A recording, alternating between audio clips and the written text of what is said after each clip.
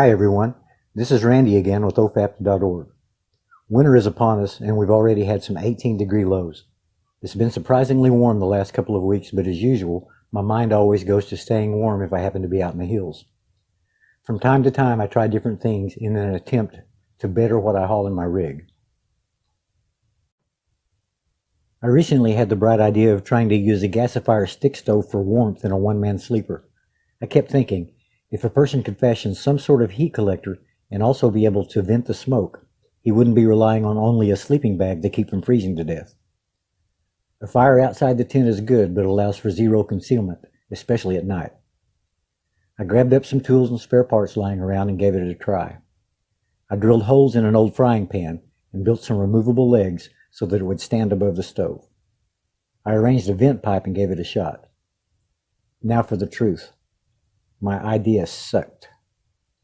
The heat collector worked well, but beyond the constant feeding of the stove, each time the smoke would flare, it would lose a great deal of the draw through the pipe. About a year and a half ago, I built a stove out of flat plate metal, drilled and screwed the parts together, and then commandeered my son-in-law to weld and grind the seams for me. Upon testing it, I found that my idea was lacking. I wasn't getting enough airflow and draw to make the thing work like I wanted. My idea was fairly unique. I was trying to achieve a somewhat horizontal airflow by placing the stove semi-in-ground for use under a tarp tent. I had also done some reading and tested an angled plate inside, as you can see here, because if one gets a circular airflow, the flames tend to burn part of the smoke off. Long story short, it worked except for lacking enough airflow, and I put the thing on the back burner, so to speak, and all but forgot about it. With my stick stove failure, the idea came back around. I got it back out, and with some more tinkering, I ended up drilling 8 holes in the bottom of the stove, 4 at the front, at the bottom edge, and 4 at the rear, hoping it would cure the problem. I did create a taller grill for the bottom so the stove would have increased airflow.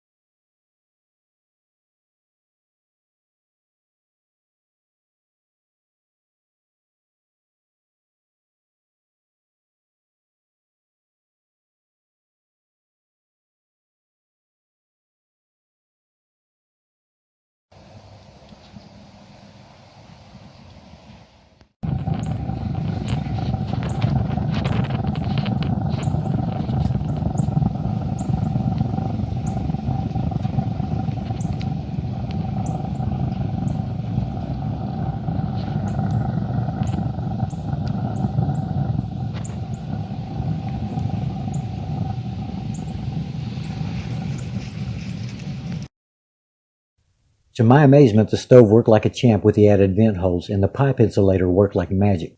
And once it was up and running hot, I was able to grab the coffee can with both hands and there was barely any heat to it. I borrowed my son-in-law's one-man tarp tent and grabbed my one-man Walmart sleeper and headed to the woods. As mentioned, my theory was safety of sleeping with a regular tent if connected to a tarp cover and having indoor warmth in the coldest of conditions.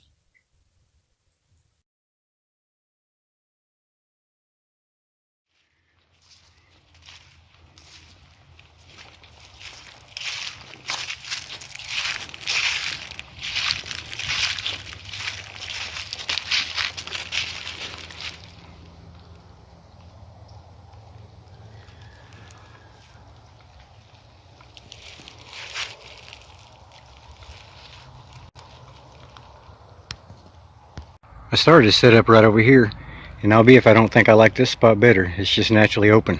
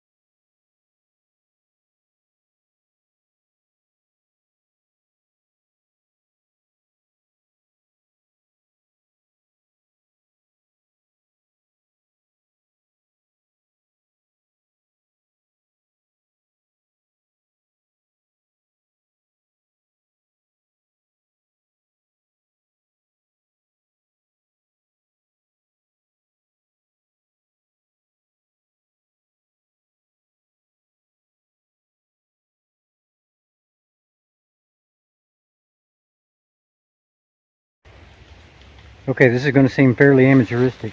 I spent a lot of time today working on this, but I'll see if I can show you around. Okay, an added note, this is just a test, so I'm going to cheat. I'm going to use some plastic and some leaves to get this fire going. My point isn't making a fire, it's just an overall test.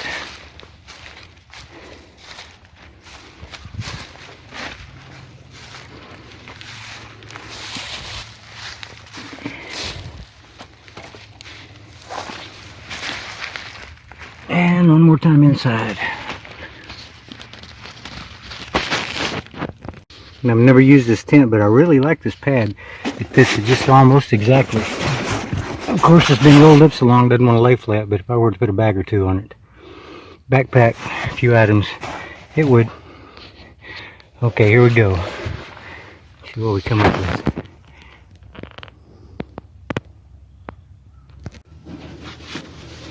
Okay, one issue here is going to be not getting in the way of the camera and letting you see what I'm doing. Anyhow, as I mentioned, I'm going to cheat here.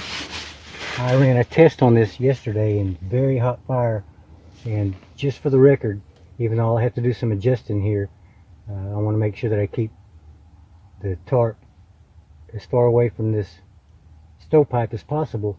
But I could literally grab this can with my hands when this was changing the color of this pipe. It got so hot as far as the fire yesterday, and anyhow, as long as I can adjust that, this thing is about as safe as anything I've tried.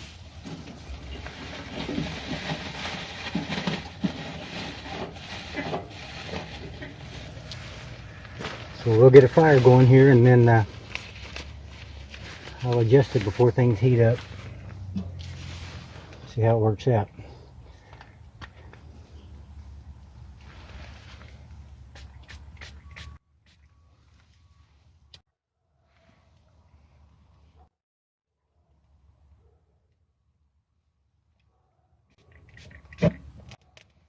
Maybe a slow process, we'll see.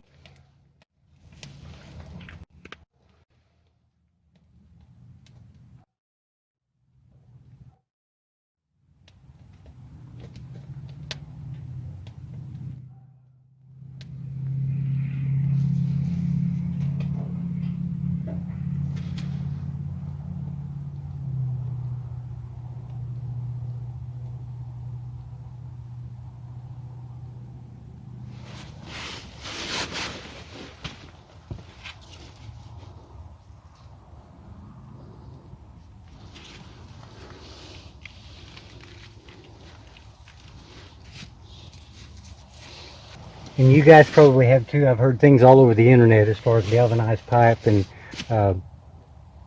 can be toxic, and that's very true.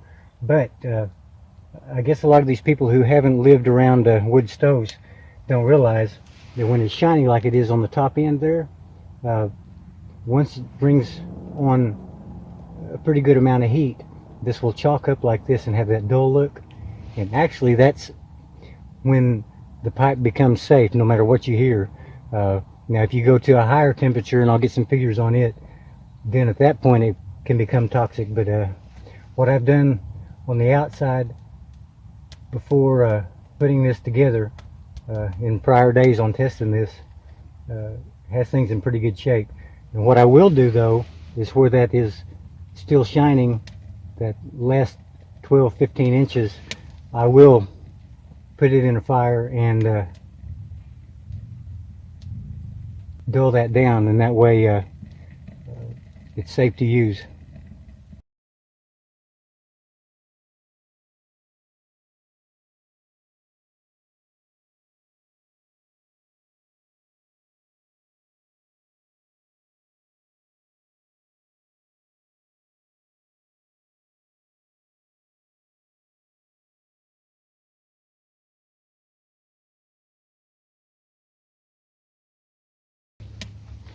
Leave that open for a bit and let it build a little bit of heat before we start closing it off.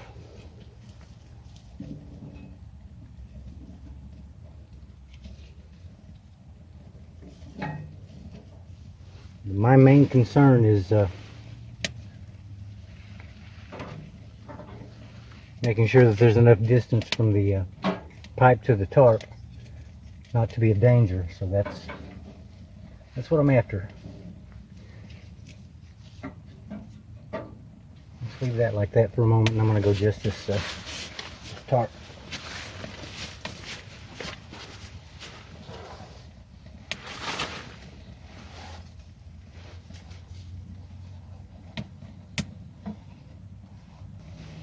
If it were real cold, I would wind up dropping this flap and shut off air. We've got a little bit of ventilation up top. I don't know if you can see that. And also right here. And now that's starting to put off a little bit of smoke, so I'll close this and we'll see if it starts to deliver a draw. And for my test yesterday, I know that it will. Absolutely. Try 2 sticks.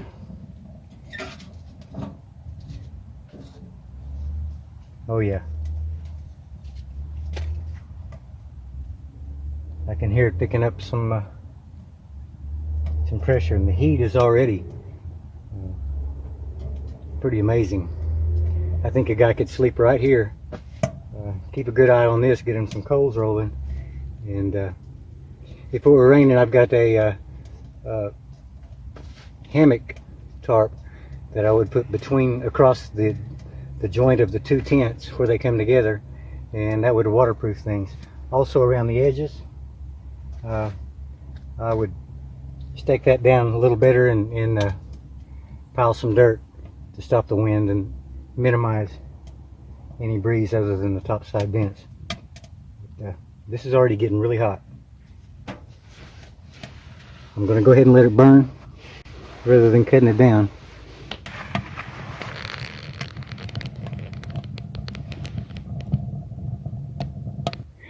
And I want to show you this right here. That doesn't even feel beyond room temperature yet, and I'm already feeling the heat. Hasn't built up a great deal yet, but I'm already feeling the heat from the pipe.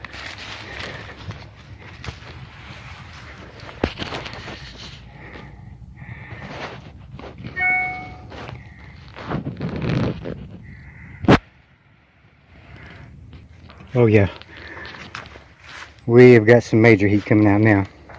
If you notice, I probably explained this earlier, but I made sure that the pipe is adjusted at an angle away from the tie rope, so that there's not any danger there. Smoke's starting to roll a little.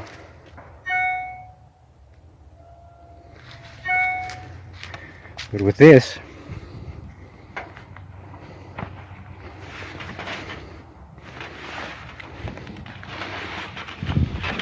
I can drop this down. Yeah. You don't want any folds or puckers to get close to that pipe. But I'm not kidding. Now I'm serious. I'm touching that, and we got fire rolling. I don't know if you can hear that or not.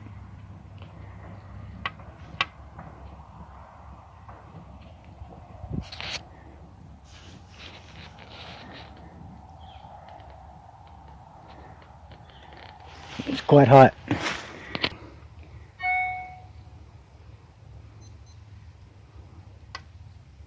You know, I can see those fumes with my naked eye as far as the waviness in the air, but I don't know that you can with my wiggling camera.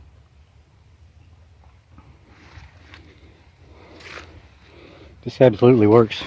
I'm already loving it. I'm going to use it often. Attach this right down here. Yeah, can you hear that?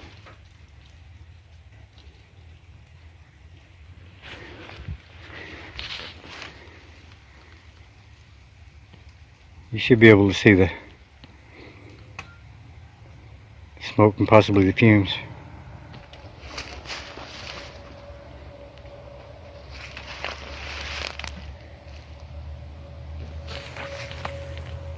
Now I want to show you, no exaggeration whatsoever, that insulation stops all of the heat.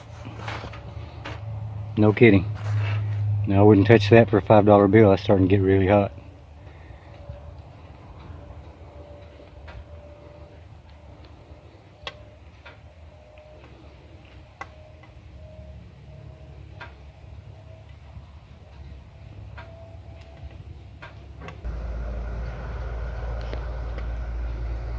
You can hear log trucks in the background. There's a highway fair distance to the east there. Echoes through the bottom. I am about 80 yards from a creek that way that runs down through the area here. And I don't feel unsafe with this at all. Like I said, there's just no danger. But it is hot.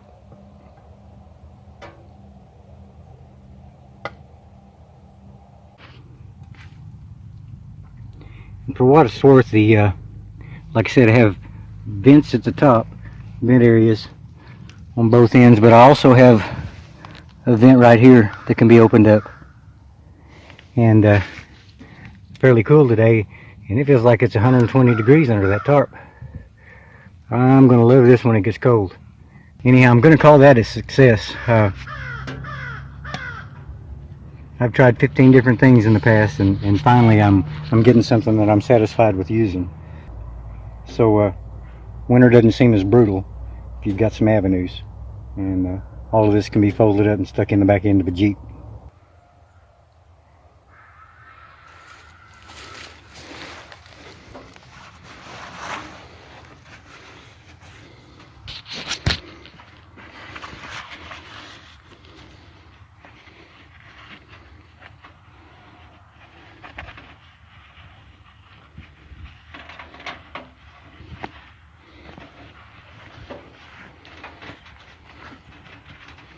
It's a little hard to do one-handed. I got all these black mark tattoos on my wrist from that stove. There we go. I really believe I could survive in this thing.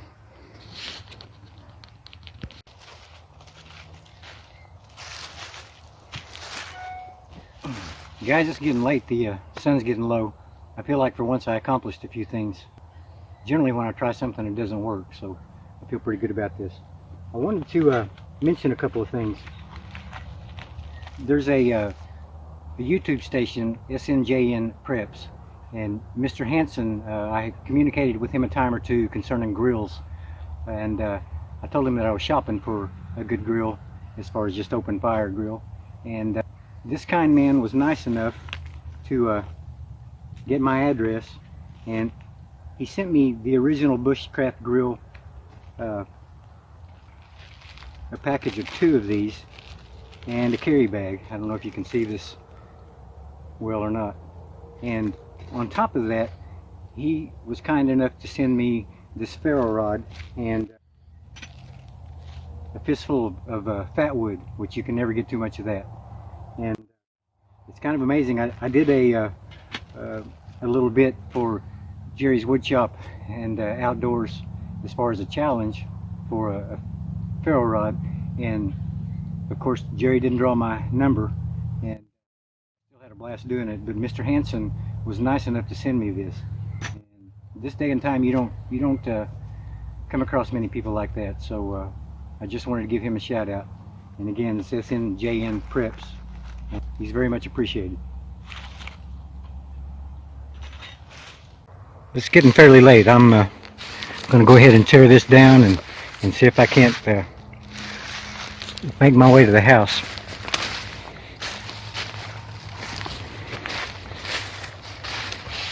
But anyhow, last shot of my creation. I'm just a big kid, but I'm tickled with it.